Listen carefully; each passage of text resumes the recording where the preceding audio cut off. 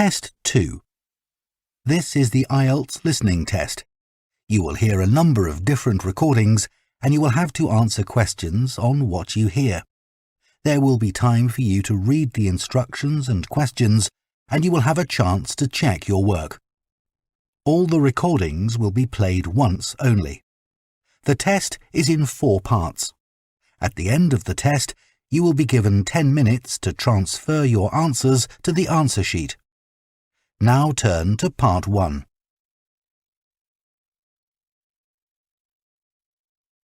Part 1. You will hear a man asking about voluntary work in the village that he has just moved to. First, you have some time to look at questions 1 to 7.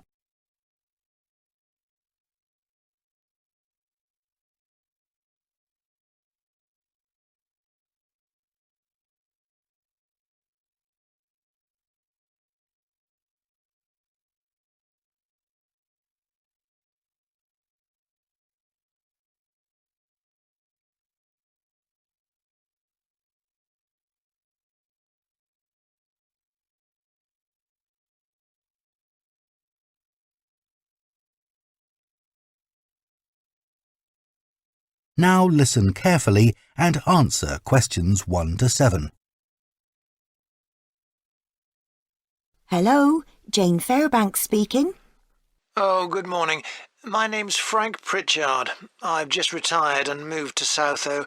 I'd like to become a volunteer, and I gather you coordinate voluntary work in the village? That's right. What sort of thing could I do? Well, we need help with the village library. We borrow books from the town library, and individuals also donate them. So one thing you could do is get involved in collecting them, if you've got a car, that is. Yes, that's no problem. The times are pretty flexible, so we can arrange it to suit you. Oh, another thing is the records that we keep of the books we're given, and those we borrow and need to return to the town library. It would be very useful to have another person to help keep them up to date. Right. I'm used to working on a computer. I presume they're computerized? Oh, yes. Is the library purpose-built? I haven't noticed it when I've walked around the village. No, we simply have the use of a room in the village hall. The West Room. It's on the left as you go in. Oh, I must go and have a look inside the hall. Yes, it's a nice building. Do you run a lunch club in the village for elderly people? I know a lot of places do. Yes, we have a very successful club. I could help with transport, if that's of any use. Oh, definitely. People come to the club from neighbouring villages, and we're always in need of more drivers. And does the club have groups that focus on a particular hobby too? I could get involved in 1 or 2, particularly if there are any art groups. Excellent. I'll find out where we need help and get back to you.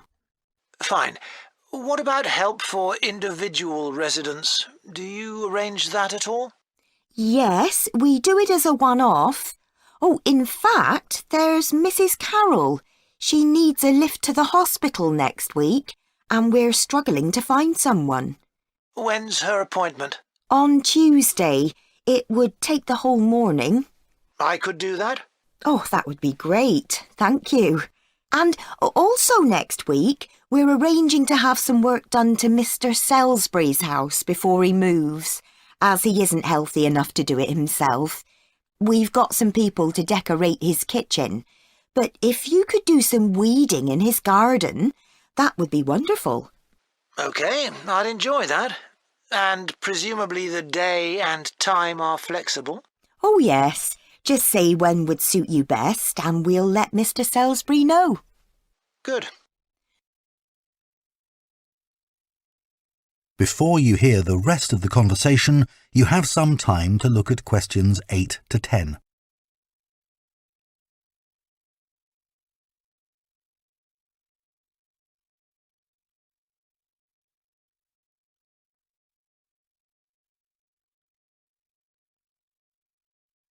Now listen and answer questions 8 to 10.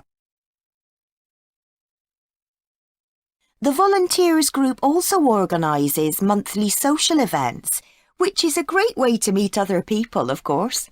Uh-huh. So next month, on the 19th of October, we're holding a quiz. A couple of residents are great at planning unusual ones, and we always fill the village hall. That sounds like fun. Can I do anything to help? Well, because of the number of people, we need plenty of refreshments for halfway through. So if you could provide any, we'd be grateful. I'm sure I could.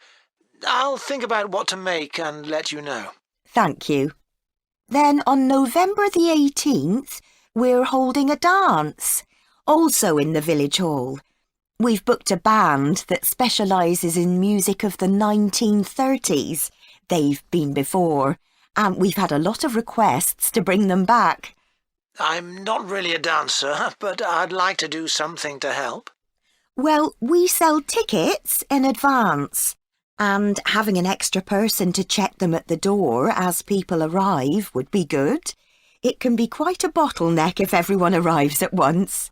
OK, I'm happy with that. We're also arranging a New Year's Eve party. We're expecting that to be a really big event, so instead of the village hall, it'll be held in the Mountfort Hotel. The... Mountfort. Mountfort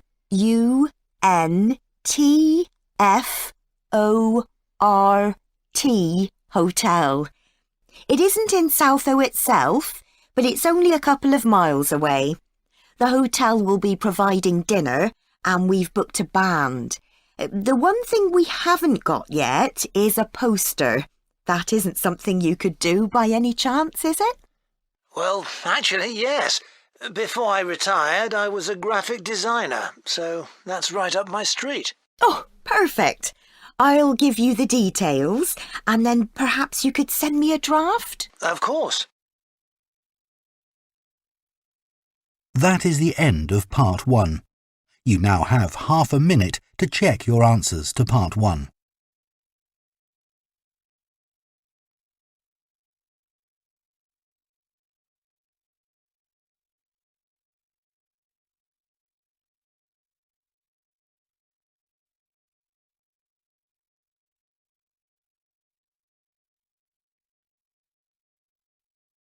Part 2. You will hear a guide at a tourist attraction called Oniton Hall talking to a group of visitors. First, you have some time to look at questions 11 to 14.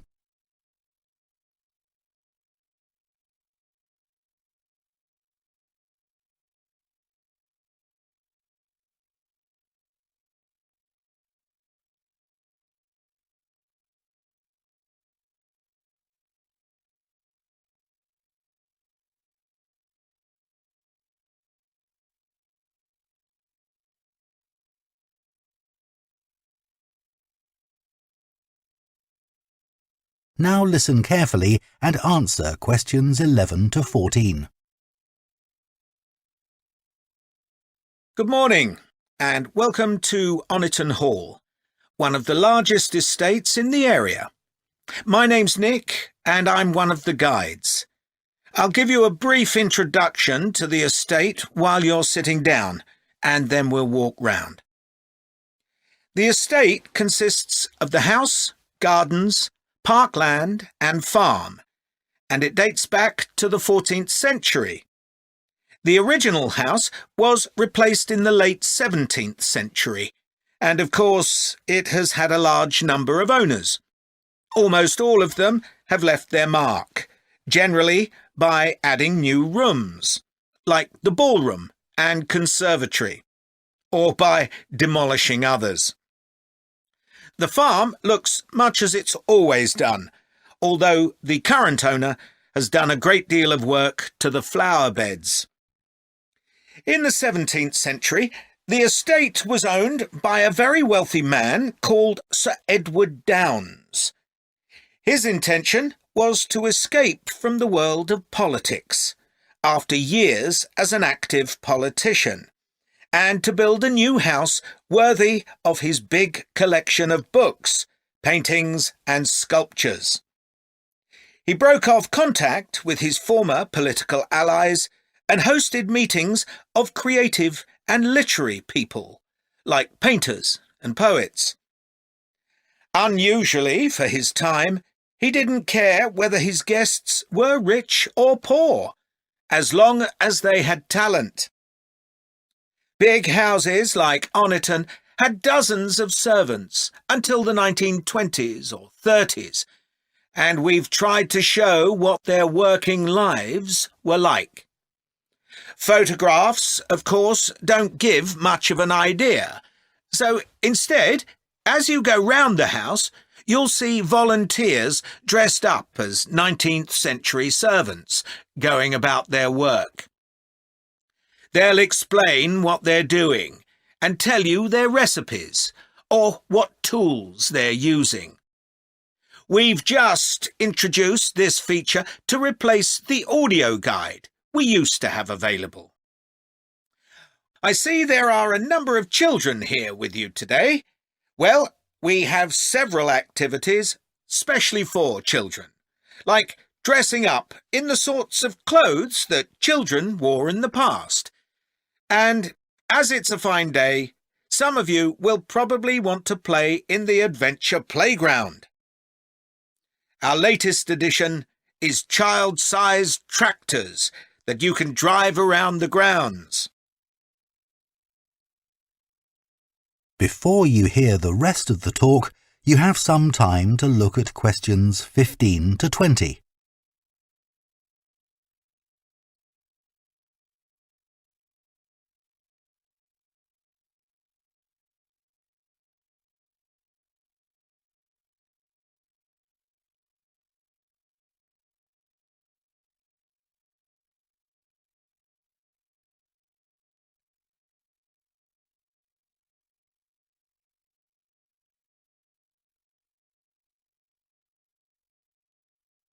Now listen and answer questions 15 to 20. We'll also be going into the farm that's part of the estate, where there's plenty to do.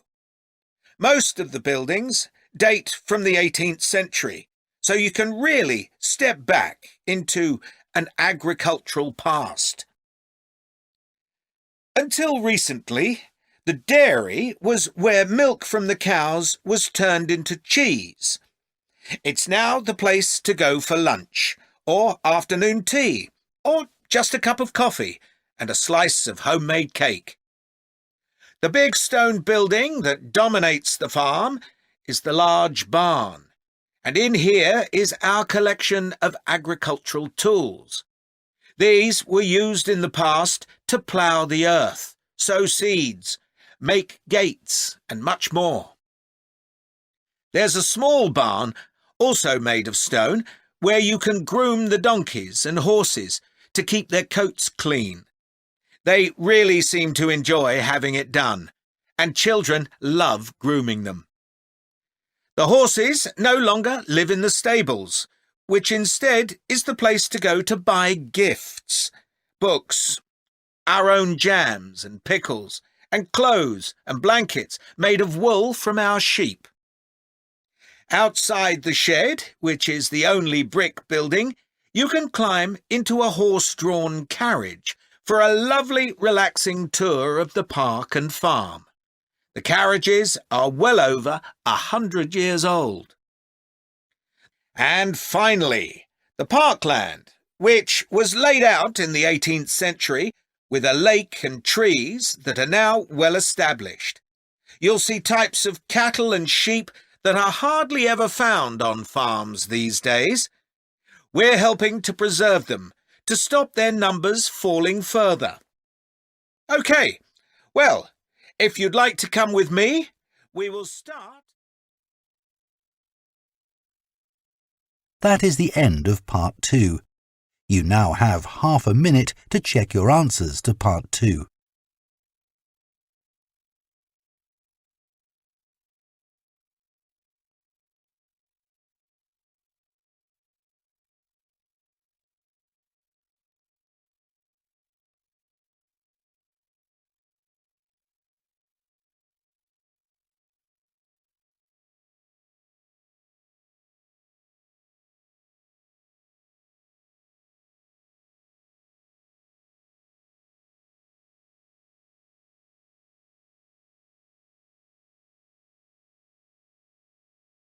Part 3. You will hear 2 theatre studies students discussing stage and screen performances of Shakespeare's play Romeo and Juliet. First, you have some time to look at questions 21 and 22.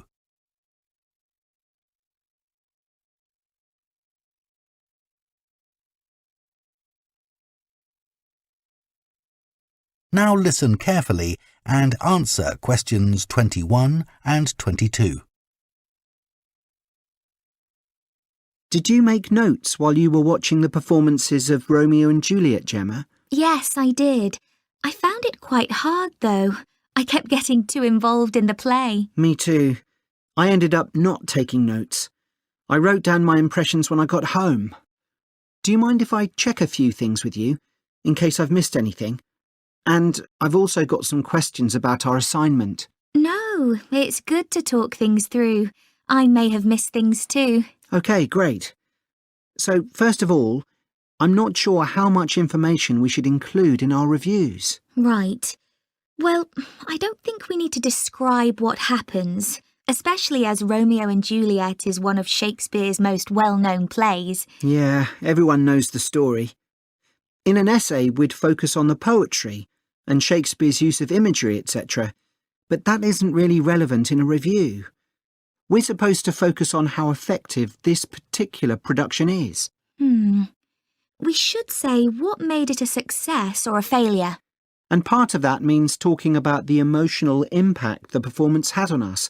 I think that's important. Yes.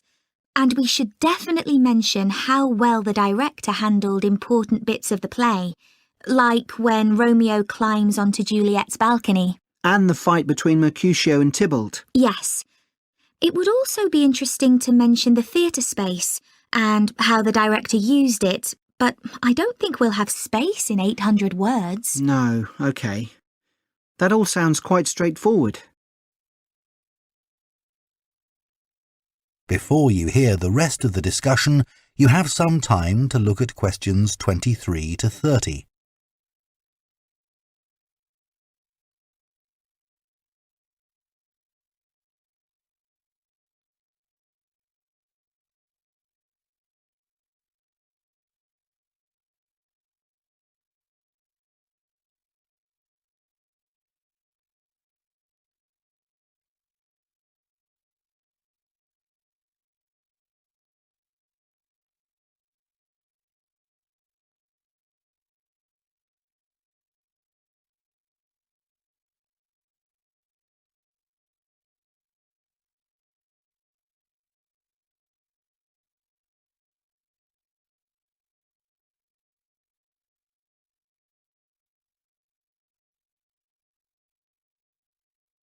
Now listen and answer questions 23 to 30. So, what about the Emporium Theatre's production of the play? I thought some things worked really well, but there were some problems too. Yeah. What about the set, for example? I think it was visually really stunning. I'd say that was probably the most memorable thing about this production. You're right. The set design was really amazing. But actually, I have seen similar ideas used in other productions. What about the lighting? Some of the scenes were so dimly lit, it was quite hard to see. I didn't dislike it. It helped to change the mood of the quieter scenes. That's a good point. What did you think of the costumes? I was a bit surprised by the contemporary dress, I must say. Yeah, I think it worked well, but I'd assumed it would be more conventional. Me too. I liked the music at the beginning, and I thought the musicians were brilliant, but I thought they were wasted because the music didn't have much impact in Acts 2 and 3. Yes, that was a shame. One problem with this production was that the actors didn't deliver the lines that well. They were speaking too fast. It was a problem, I agree. But I thought it was because they weren't speaking loudly enough, especially at key points in the play. I actually didn't have a problem with that. It's been an interesting experience watching different versions of Romeo and Juliet, hasn't it? Definitely. It's made me realise how relevant the play still is. Right. I mean, a lot's changed since Shakespeare's time, but in many ways nothing's changed.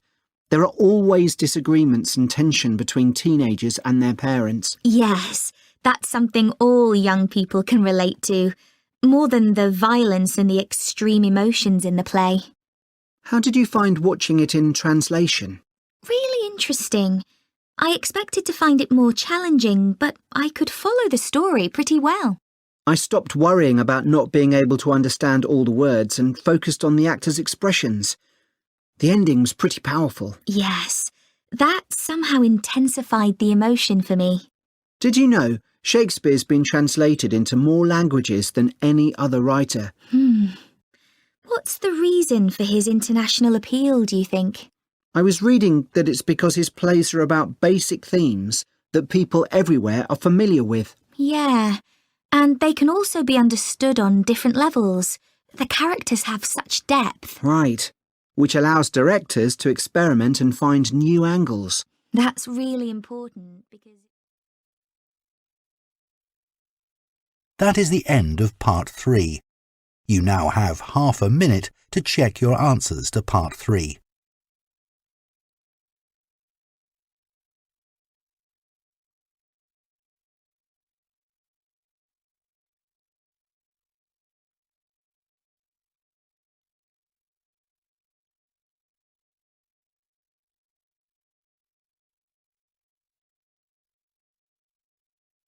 Part 4.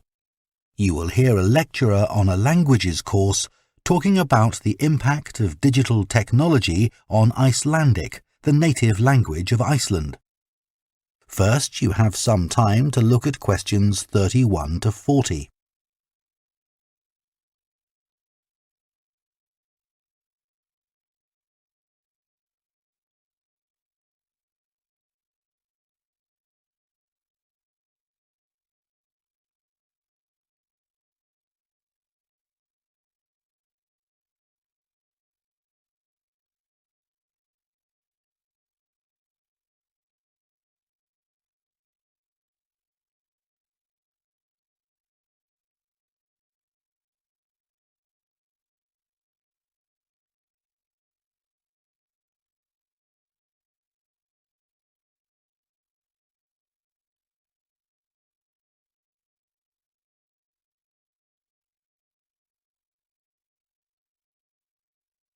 Now listen carefully and answer questions 31 to 40.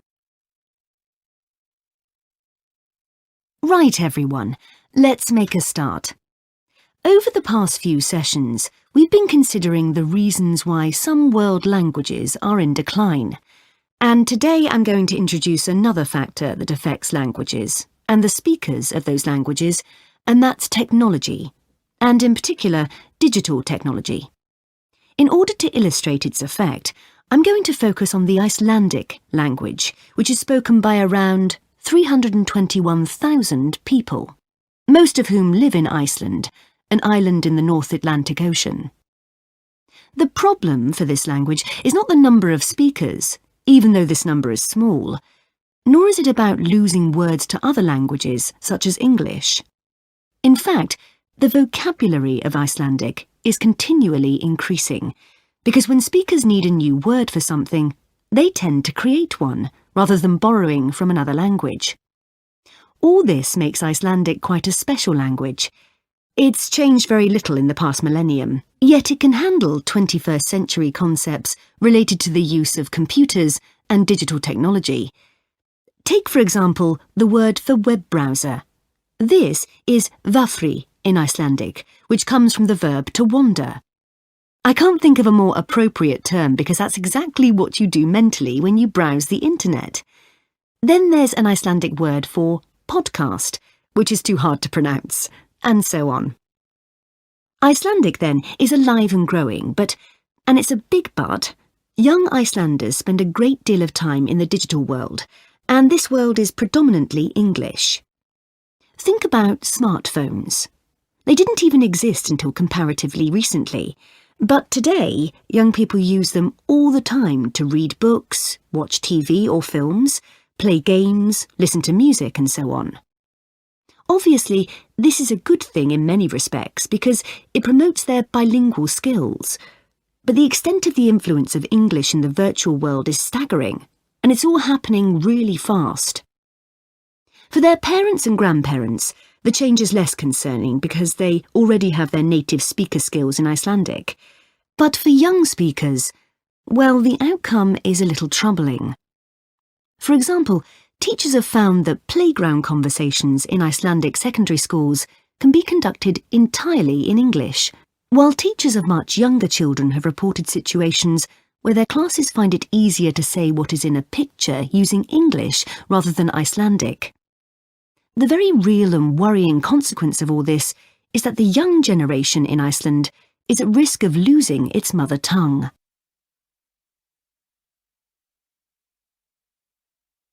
Of course, this is happening to other European languages too.